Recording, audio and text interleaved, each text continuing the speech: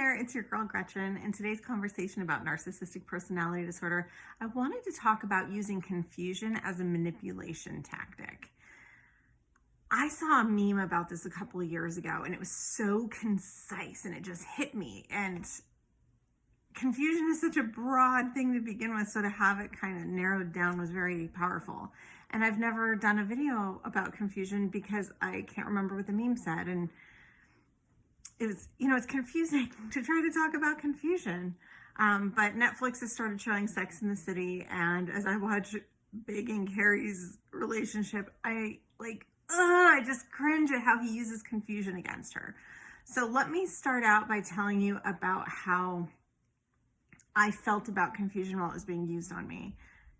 All interpersonal communication is subject to confusion.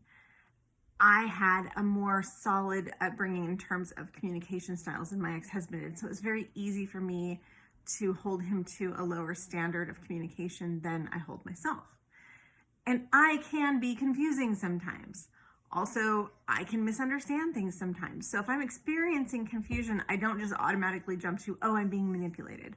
And I think that you could probably relate to that. If that's ever been used against you, you probably had similar thought processes. So I wanted to start there, but it's actually a very, very effective tool when someone's using it against you, which just sucks because it is such an easy one to get over on people. But going back to Sex in the City, the beginning of the relationship, she doesn't know whether they're on a date or not on a date or what's going on. She asks him direct questions. He answers indirectly and he's all charming and gives her a sly little smile. And I just want to choke him. And it's interesting to me that 20 years ago, when I first watched that show as a much younger adult, I didn't see that. I didn't see any of that. And now when I see it, I'm just like, oh, make him stop. Like, just leave him. Like, he's garbage. One thing I don't like about that as an example when you're talking about a narcissist is the beginning stages of a relationship with a narcissist are usually about love bombing. So that might not necessarily be where you find your confusion. In my marriage, it looked more like him scheduling all kinds of things and never scheduling time with me. Our arguments wouldn't really make any sense. When you would confront him about something, particularly for me, that was during the discard and the smear campaign.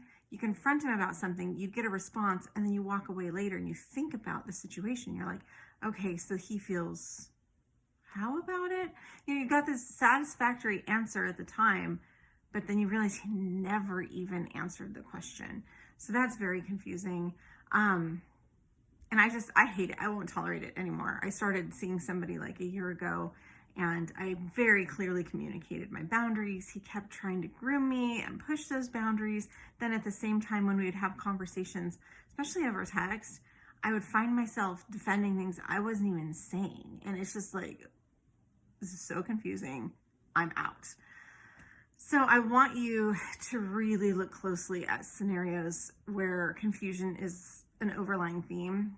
And I want you to give yourself permission to not have to know whether or not it's being used as a manipulation tactic or whether or not it's a sign of somebody being a narcissist. I want you to give yourself permission to just not be okay with being confused, whether or not it's somebody else's fault or your fault or whatever. It's time to move on if confusion is an overriding factor. All right. Have a great day.